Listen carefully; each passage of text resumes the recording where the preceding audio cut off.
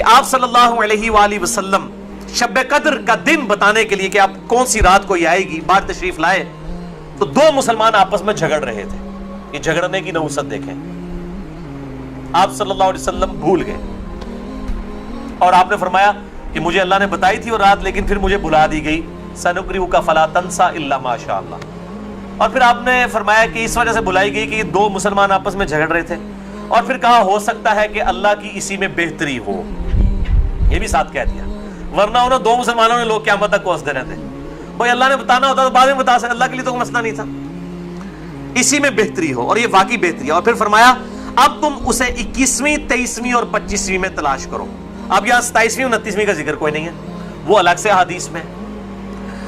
تو حکمت یہ ہے بیسیکلی اس کو ڈیفرنٹ کرنے میں تاکہ لوگ یہ پورا عشرہ جو ہے وہ اہتمام کریں.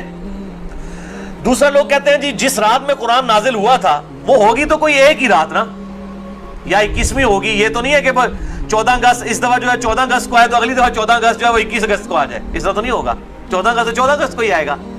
تو یہ کیا وجہ ہے کہ قرآن جس رات میں نازل ہونا شروع ہوا وہ تو یا 21ویں تھی یا 23ویں تھی یا 25ویں یا 27ویں یا 29ویں، تو اگلے سال بھی وہی ہونی چاہیے. تو یہ دنیاوی اعتبار سے تو یہ بات بالکل ٹھیک ہے.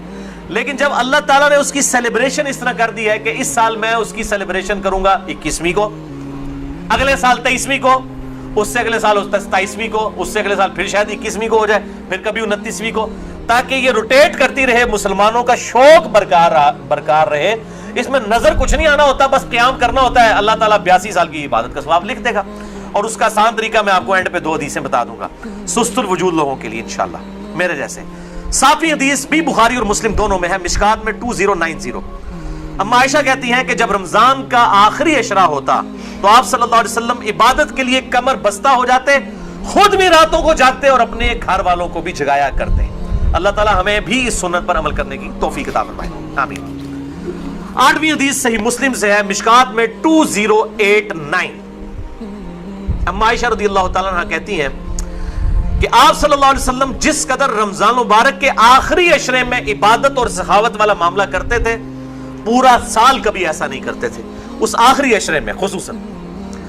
9ویں حدیث تو ہے ہی بالخصوص پرٹیکولرلی اعتکاف کے حوالے سے، اور اعتکاف بھی بیسیکلی شب قدر کی تلاش کے لیے ہوتا ہے. کم از کم 10 دن مسجد میں ٹکا تو رہے گا نا.